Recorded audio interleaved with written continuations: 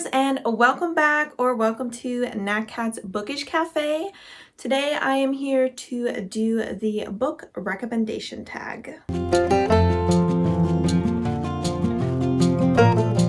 Alright, so I believe this tag was originally created by Steph Borer. Sorry if I'm saying her name wrong, but I will go ahead and have her channel linked down below. This is a tag that I've been meaning to do for quite a while. I just haven't had the time to do it, but I've been seeing more and more people doing it, so I was getting more and more excited to do my own version of it. I believe this has a total of 15 questions, so I will be trying to keep things relatively quick. Of course, I feel like I say that a lot and then proceed not to do that. So I will literally try to be very quick this round. My goal for this video is to recommend a different book for each of the prompts, but there are some books that I can apply to multiple prompts, and I'll just throw them out there if they apply to another prompt as well. Without further ado, we'll go ahead and jump into question number one. All right, so question number one is a book that you tell people is your favorite. And I actually have 3 books for this. The first one is a classic. It's probably gonna be on a lot of people's lists of favorites, and that is The Song of Achilles. This is a Greek retelling of the Trojan War, and it focuses primarily on Achilles and his partner Patroclus. This book is told from Patroclus's point of view, and it explores their romantic relationship throughout their life. This is one of those stories that if you ask people what book made you cry, they will probably mention this book. Speaking of books that make you cry, another book that I consider one of my favorites is The Death of Vivek Oji by Akwaeke Emezi. I just recently read this book, but moving forward, if people ask me what book I recently loved, this will be at the top of the list. This is a story set in Nigeria, and we follow a family both before and after the death of one of their members. I would say the primary characters that we hear from are Vivek's mother and his cousin. We also hear a little bit from Vivek as well as other friends and family members, but Vivek one day is found dead on his mother's porch, and she sets out to try and figure out what happened to her son, and in doing so discovers that there are some things about her son's life that she was not aware of. This is a story that will be very heartbreaking throughout the entirety of the story, because you know Vivek is dead and you know that he had a bit of a sudden and possibly brutal death, and that adds a lot of tragedy to the story. The story had me absolutely sobbing my eyes out, and I really would recommend it. The author is African American and is also a queer author, so we always want to support not just books with diverse characters, but by own voice diverse authors. The last book that I would recommend for this prompt is Ace of Spades by Faraday Abeke Iyomide, and this is kind of a YA thriller. It is marketed as Get Out meets Gossip Girl, and that is pretty much the perfect description of it. I feel like you don't need to know too much more than that. Just know that these 2 characters are the only 2 Black students that are at their private high school, and that they start getting threatening text messages from someone called A, I believe, and things start to escalate very quickly. This book is also queer and touches on issues of race as well as economic disparity. Prompt number 2 is a book that is a guilty pleasure. I personally don't think you should feel guilty about reading any book unless it's problematic. But I decided to choose two relatively smutty, slightly possibly taboo romances for this, since these are often considered guilty pleasures. The first one is A Lady of Rooksgrave Manor by Catherine Moon. This is the first book in, I believe, a trilogy. I think the final book in this trilogy is coming out later this month, and this is a reverse harem monster romance. It is set in historical times, but we are following in this book a woman who was working for a family as a maid, and that family has kind of run on tough times, so they're no longer able to afford to keep her on. So she gets a job at a house where the women service men who are not human. There she takes on and falls in love with 5 different monsters. The smut in this book is incredible. Top tier smut. I also really enjoyed the majority of the characters. There were definitely some of the men that I liked more than others, but overall I thought it had a cute kind of found family vibe to it as well. If you're looking for a book with a lot of plot, you're not really gonna find it here, but if you're looking for a smutty good time, definitely check this out. The other book I have is a KU book, and it is the first book of the Necessary Evil series by Only James, and that is Unhinged. This is the only book in the series that I have read so far. In the series, we follow 7 or 8 brothers. I never know, and I have not double checked yet, so I keep saying 7 or 8.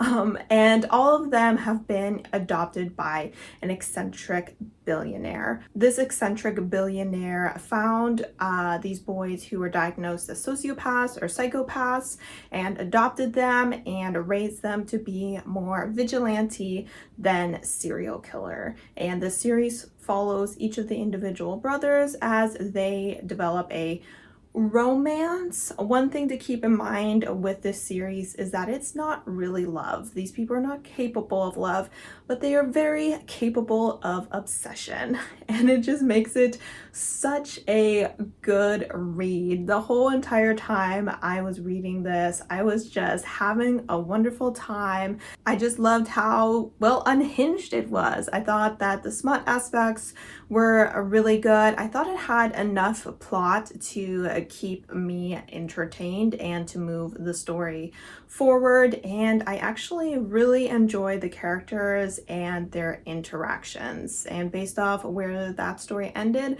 I'm definitely interested to kind of see how this family develops and who else joins it. From number 3, we're not going to spend too much time on.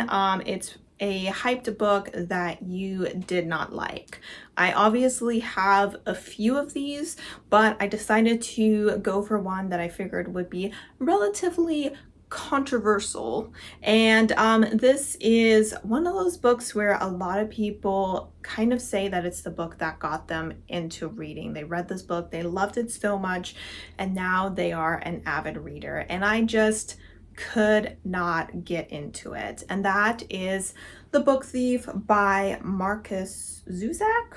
And this is a historical story that is set in Germany, World War II, and we are following a girl who stole some books during a book burning and then continues to steal books from the library of one of the wealthy families in her town.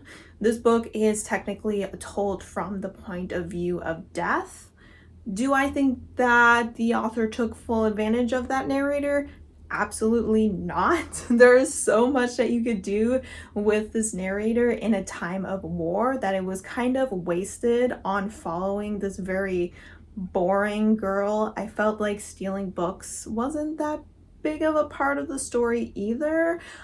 So I felt like the way that it was sold or even titled was a bit misleading. I'm not a big historical girly. I have to admit that I'm a little bit tired of World War II stories. Not that I've read a lot of them, but I just feel like we have so many of them that it's no longer a very exciting or new experience to read any books set in that time. I just found it very boring. It was very long, and when it ended, I was very thankful indeed. All right, question number 4, is that a book that you read very quickly? I'm not the fastest reader. Whenever people do those videos of books you can read in 24 hours, I'm like, not this girl. But there is one series where I read each of the books in one day. I didn't read the entire series in one day, but each of the individual books I read in one day, and that is the Captive Prince series by C.S. Beckett. I believe the longest book is just a few pages over 400, so I'm definitely very proud of that, though I will say the text is rather large and the plot is rather addictive, so it's very easy to sit down and binge the series. This was a series that I read when I was first getting into queer literature. I just googled like gay books or something into the library, and this popped up, and I was like, all right. And so was born a new obsession. I absolutely love this series so much. We are following 2 different princes. We're following Damon of Aklios and Laurent of Vierre, and we only follow from Damon's point of view throughout the series. After his father dies, Damon's half-brother has him kidnapped and shipped off as a slave to their enemy kingdom, Vierre, as a gift to their young and cruel Prince Laurent. There we start to get embroiled in the politics of Vierre, in the political battles that Laurent is having with his uncle, who is the current regent of the empire and seems reluctant to give up the throne to his nephew. I don't want to say too much more about this story, but just know that if you like a highly political story with just a sprinkle of romance. In this first book, there is no romance in this book. Damon is a slave in this first book, and people have problems with that because they're like, this is a slave-master relationship. I disagree with that. The relationship does not start until Damon and Laurent are seen as equals. So again, highly recommend for those people who prefer the fantasy political plot to be more prominent than the romance plot. I will also say there aren't very many steamy scenes, none in the first book, but the few that are there are excellent. 5 stars for those steamy scenes. All right, prompt number 5 is a book that deserves more hype. I am going to choose an entire series for this, but I'm just going to hold up the first book, which is The Last Sun by Katie Edwards. I am talking about the entire tarot sequence trilogy. This series is technically going to be 9 books, but it's going to be divided into 3 trilogies. At this time, the entire first trilogy is out, and there is no release date for the first book in the next trilogy, unfortunately. So book 1 is The Last Sun, and the second one is The Hanged Man, and the third one is The Hourglass Throne. This book is a queer urban fantasy. We are following Rune, who is the last surviving member of the Sun Court. His court about a decade ago was completely destroyed, and no one seems to know who did it. At least no one's willing to say who did it. Rune and his companion Brand have spent the last few years acting kind of as hired help, where you can hire them to help with raids of other houses, or you can help them, track down your missing kids, or pretty much anything just to have enough money to get by. In the beginning of this book, he is asked to look for the missing son of one of the major arcana who are the ruling class of this world. The arcana are descendants from people of Atlantis and are also based off of the tarot cards, or rather the tarot cards are based off of them. Upon their search for this lost nobleman, they start to discover that there is some dark magic at play, and also that there is a bit more corruption in the system than they originally suspected.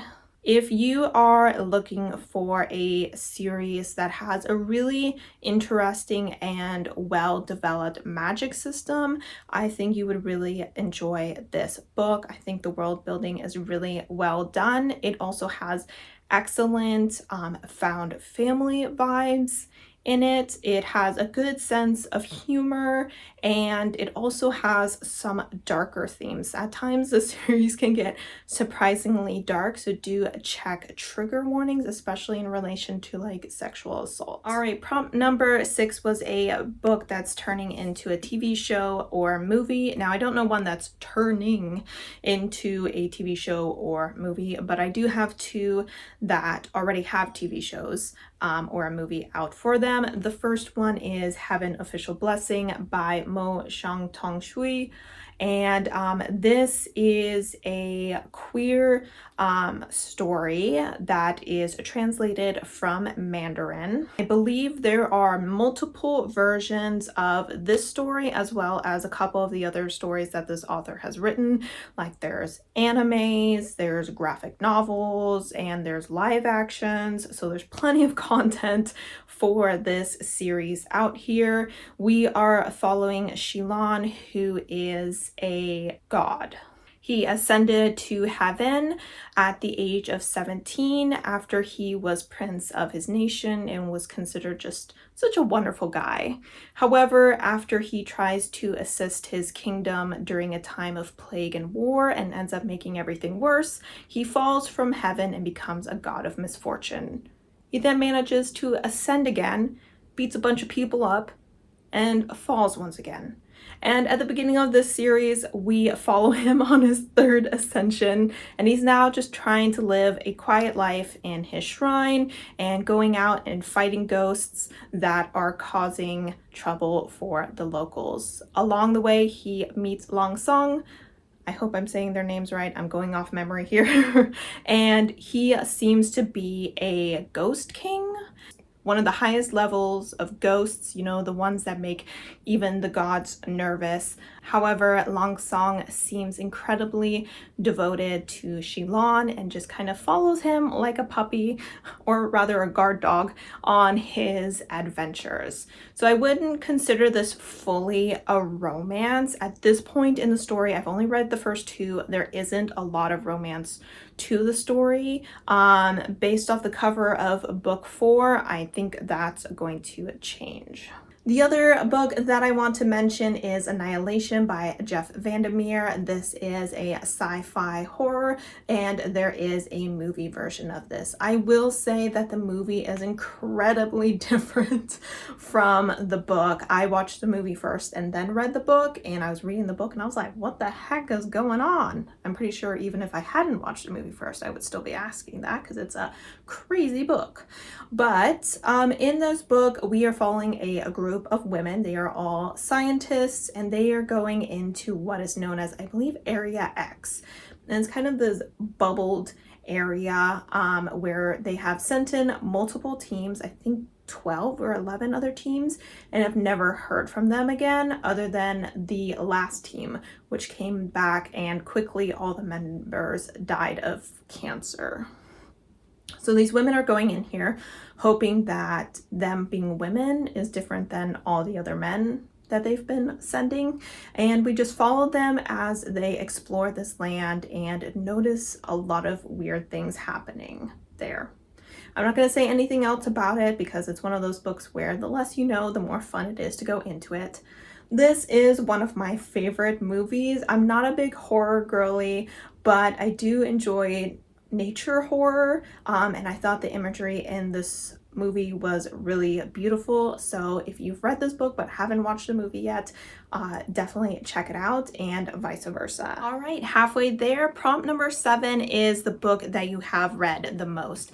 Now, I'm not a huge rereader. I just recently, in the last couple years, have kind of set a goal for myself to reread at least 6 books slash series. So there is actually no book that I have read more than twice. Some of the books that I have read more than twice are these 3, which I have already mentioned. This I reread the first and second book in preparation for the third book. And this book and this book I just reread because I love them. As for a book that I haven't mentioned that I recently reread and plan on rereading multiple times throughout my life is Howl's Moving Castle by Deanna Wayne Jones. This is a middle grade series or story. I mean, it's technically a series, I think, but they're all kind of companion novels. And this is obviously what the well-known Studio Ghibli movie Howl's Moving Castle is based off of. They, once again, are very different, but this is definitely one of those cozy fantasy vibes. We are following Sophie, who gets cursed by the Witch of the Waste to appear as like a 90-year-old woman, and she heads out into the wastelands to kind of make her fortune and make the most of her now very short life. And there she stumbles across Howl's castle. She pretends to be his cleaning lady in hopes that he will be able to break her curse. The story has some really great humor in it. It's got, you know, cozy magic in it. It's got some kind of domestic vibes in it. And I really like Sophie a lot more in this book than in the movie. She's got a lot more spunk in her. Number 8 is a book in a genre that you don't often read. I do kind of dabble a little bit in the majority of genres, but I don't read a ton of classics, and so far I haven't read a ton of horror. And this book could be considered both horror thriller, and it is a classic, and that is The Dumb House by John Burnside. This is an incredibly short story, but the entire time you are reading it, you are going to feel so uncomfortable in a good way, because that's what the author wants you to feel. So you know that the writing is excellent. We are following a man who, when he was a child, his mother told him about Akbar and the Dumb House.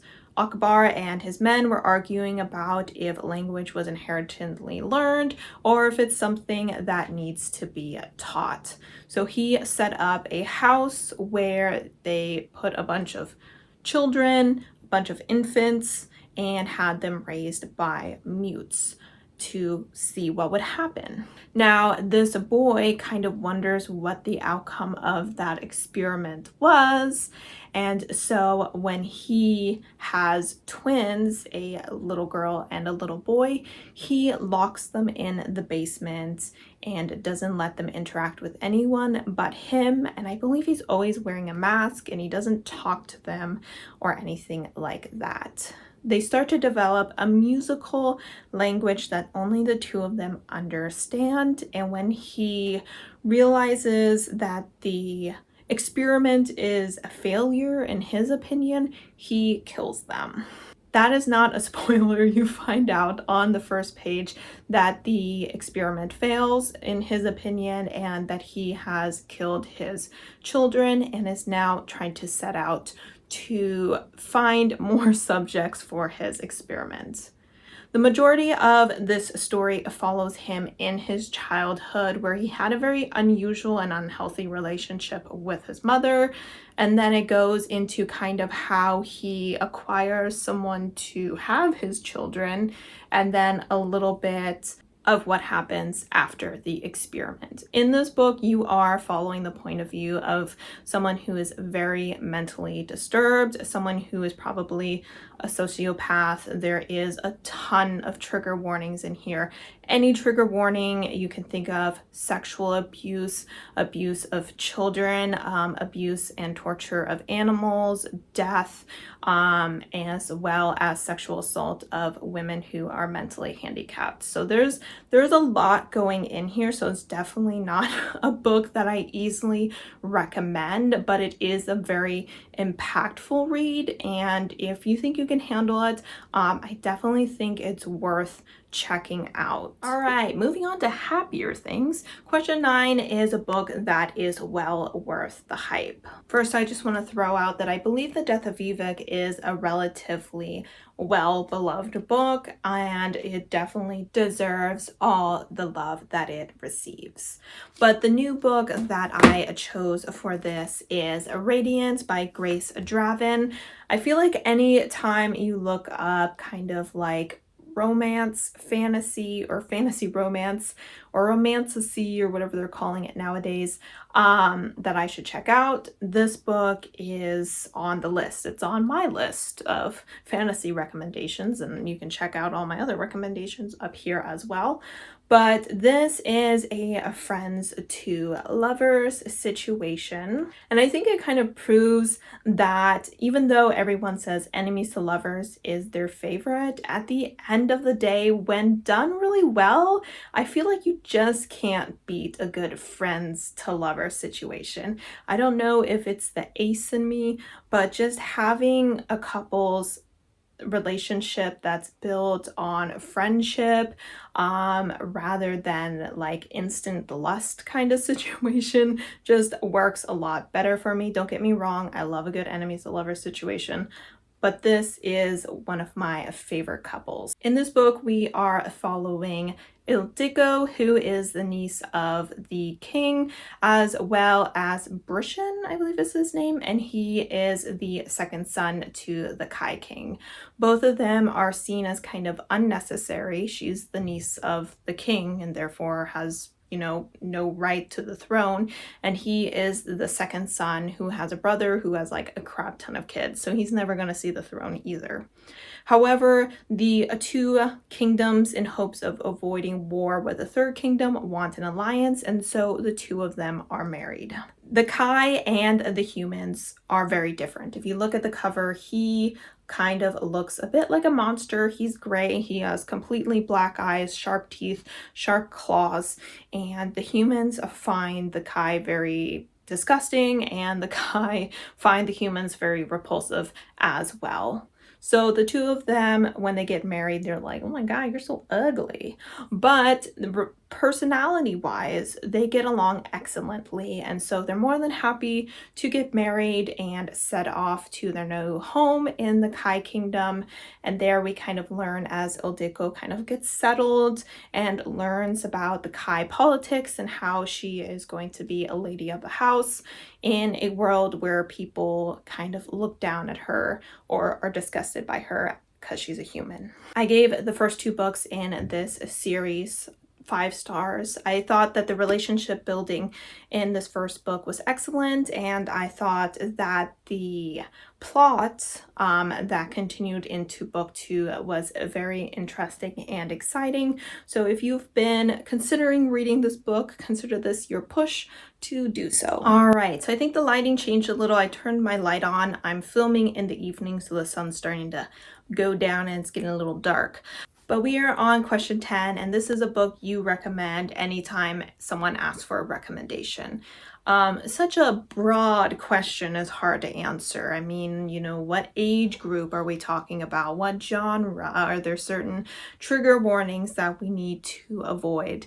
But I decided to just mention a few books here. I started with some romance. If someone's looking to go into romance, I would recommend 2 big names. We have Emily Henry and we have Talia Hibbert. I think both of these authors do an excellent job of balancing romance with more deeper conversations and kind of side plots going alongside the romances, so that it's not just two people pining after each other, page after page after page, because sometimes that can get a little bit annoying, at least in my opinion. So I really enjoy the humor in Talia Hibbert's stories as well as the diversity that is in her series, both for autism rep, plus-sized women, as well as racial diversity. For Emily Henry, I would really recommend any of her books. Beach Reads is the first book that I read by her, and I feel like is her most popular book. My personal favorite is Booklovers, but I feel like this is a good starting point for her. If someone's looking to get more into like fantasy or sci-fi, I would start with this YA story, which is called Iron Widow by Sharon J. Chow. This is, I would say, more sci-fi than fantasy, and it's based off of, I believe, one of the empresses of China. So it's very much based off of ancient China, and we are following a young woman whose sister was recently killed in the war. In this war, they are battling against an alien race using what are called, I believe, chrysalists. And these are kind of giant robots that are powered by people's chi, and they need a male and a female within this. And usually the man's chi is stronger, and it ends up draining all the chi of the women, and so they die. And the Empire is totally fine with this. She, on the other hand, is not at all okay with this, so she signs up for the army to get revenge for her sister's death. When she gets there, she ends up overpowering the male soldier that she was placed with, which is actually the one that was responsible for her sister's death, and she kills him, making her an Iron Widow. The military ends up placing her with their strongest man in hopes that he will overpower her and kill her, but they end up being incredibly compatible, having the same level of chi, and are able to beautifully run the chrysalis and destroy lots of aliens together. The story has a lot of feminist tones to it. It's a lot about changing the status quo, and it also has the beginnings of a polyamorous relationship in it. I think this is a good starting point because we're just following one character, so you don't have like 1,000 POVs to keep track of. We also only have pretty much as one kingdom, and this one big battle that is occurring, so you don't have too many plot points dragging you in different directions. Also, it's just a great book, so I think you should read it. Question number 11 is a book with some of your favorite characters. Once again, I will mention Radiance by Grace Draven. I absolutely loved Ildiko. I mean, I love both of them, but Ildiko is so funny because the Kai have completely black eyes. The fact that the humans have white eyes with like pupils and irises that kind of like move around while they're talking completely freaks the Kai out. So anytime she's talking to a Kai and they start kind of like talking down to her or like disrespecting her, she'll like cross her eyes, which I can't do. But they will like totally creep them out and everything. And I just think that she's such a wonderful character. Just such a badass woman. Talking about badass women, let's talk about the women in Spinning Silver by Naomi Novik. This is a story that a lot of people kind of compare to a light retelling of Rumpelstiltskin, or at least slightly inspired by it. We are following 3 different women in this story. I would say one of the women's plot lines very much gives House Moving Castle vibes as well. Each of these women are very much underestimated at the beginning of the book and are very much not underestimated by the end of the book. So they definitely went out there and earned some respect.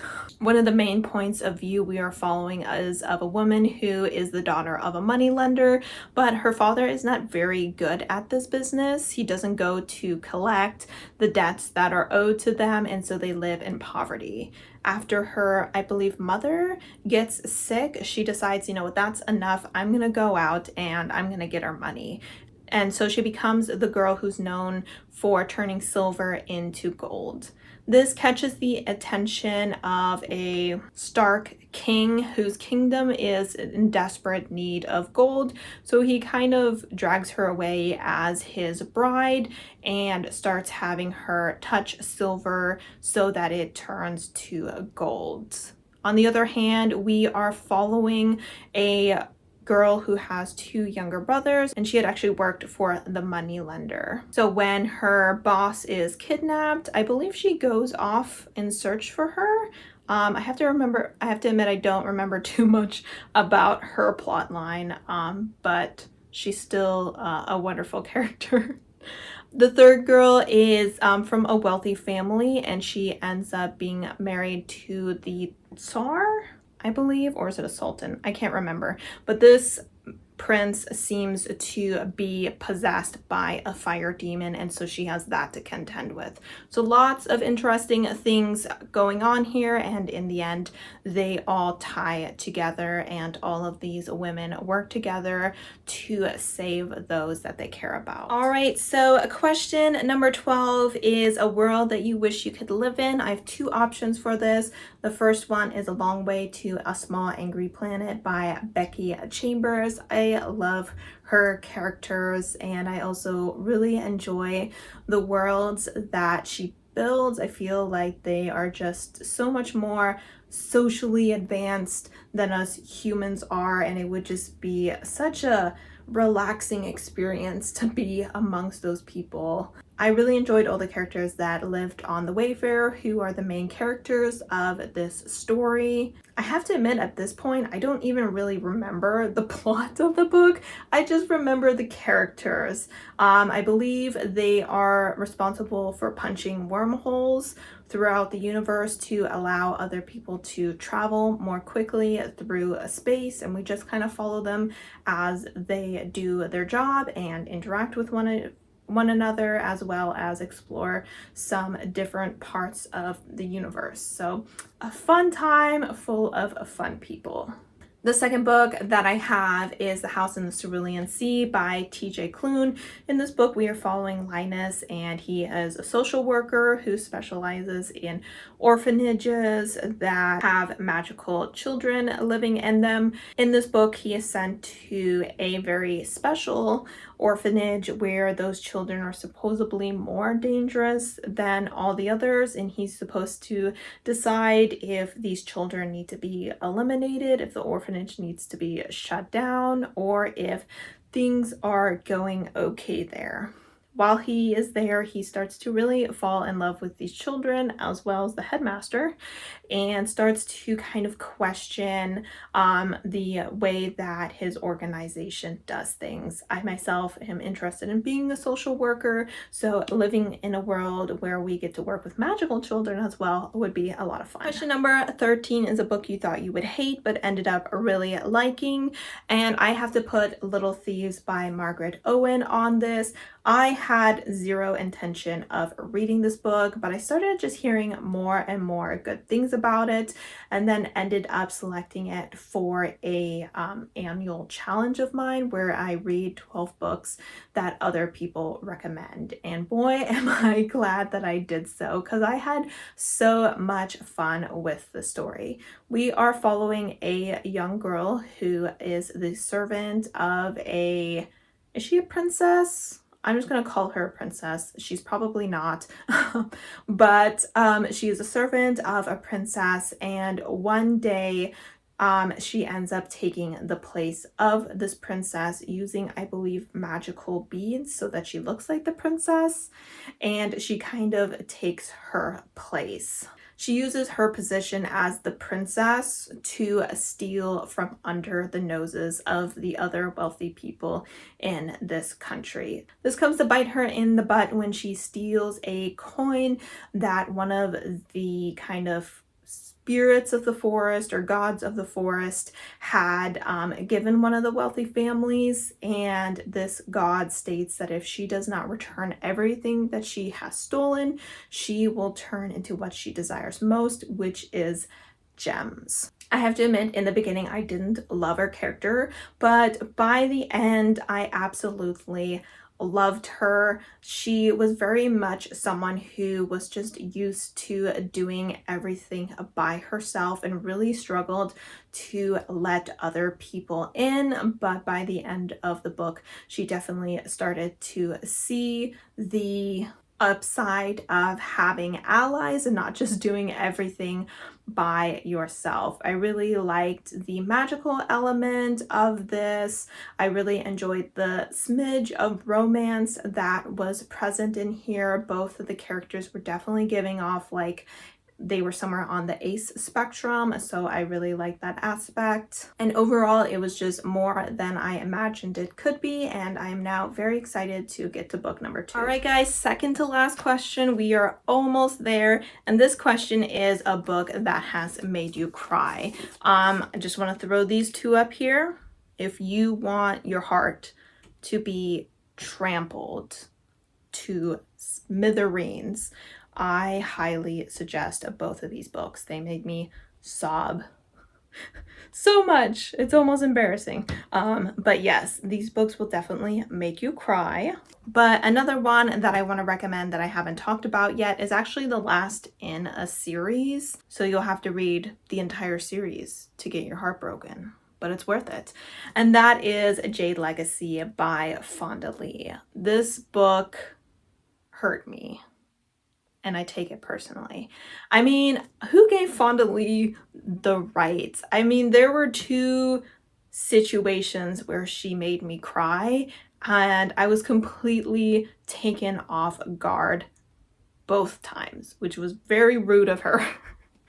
However, this series is called the Greenbone Saga. The first one is called Jade War, Jade City. The second one is Jade War. And this follows a gang family or mafia family, and they live on the island of Kacon, not to be confused with the sort of Kagon. And they have a lot of control of the use of jade. Jade is a mineral that can only be found on this island, and it kind of enhances certain abilities. Usually used to make you faster, makes you almost like bulletproof, makes you stronger, but it can also make you a better healer.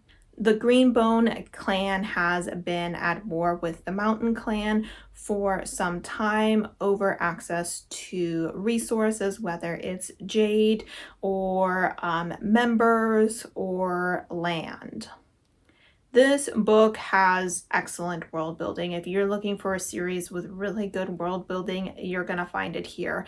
The war that these people fight is not just on the streets, it's not just on the battlefield, it is in the political chambers, it's in the boardrooms of massive businesses. They are going to different countries who are interested in the use of jade for military purposes and striking deals with them and just trying to outmaneuver the other gang.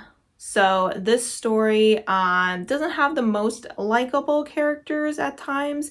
I would never say that I love these characters, but they are incredibly dynamic, and the suffering that they face in this book will definitely hurt you a lot. All right, guys, and the last question, number 15.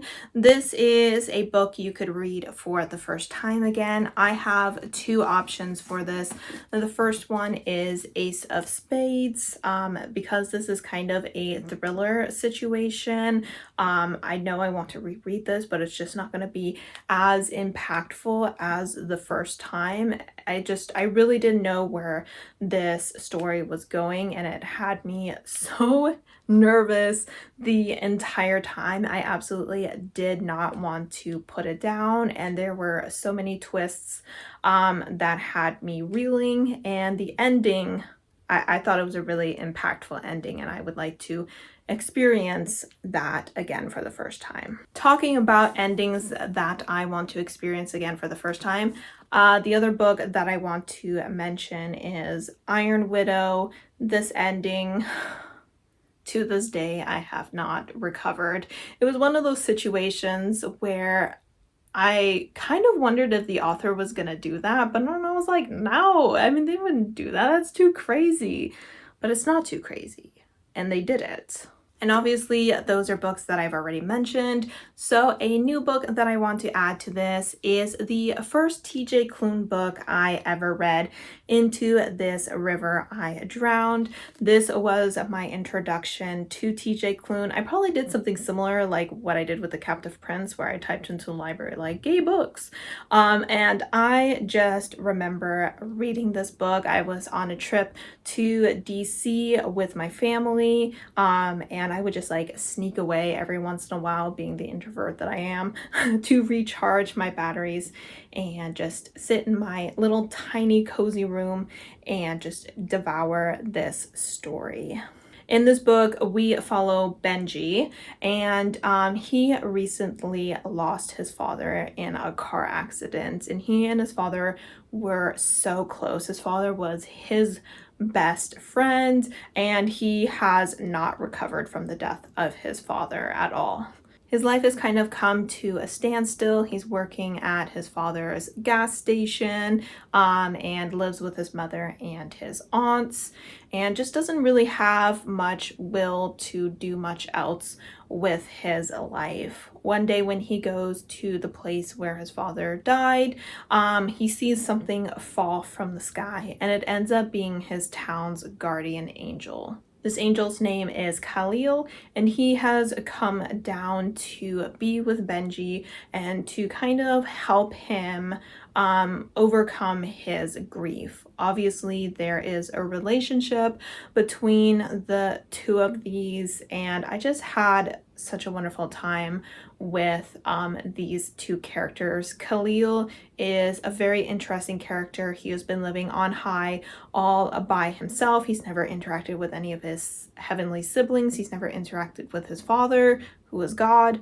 and he's never really interacted with the humans other than to watch their threads.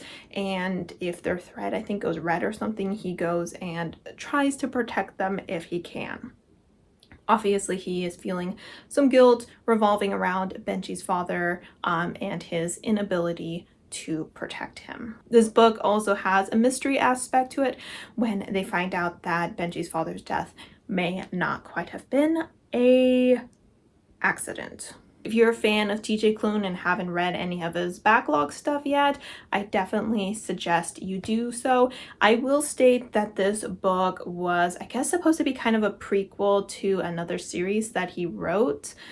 He wrote the first book in the series. It's called Burn, and he decided not to continue that series. So there may be some aspects to the story where you're like, oh, that's interesting, I want to know more about that, but you won't. You'll never know because he decided not to continue. I even asked him about it, and he responded to me on Twitter, and was like, yeah, sorry, I didn't continue with it. And I was like, okay. But it is technically a standalone, so you can still go ahead and check it out, and I highly suggest that you do. All right, this is the stack of books.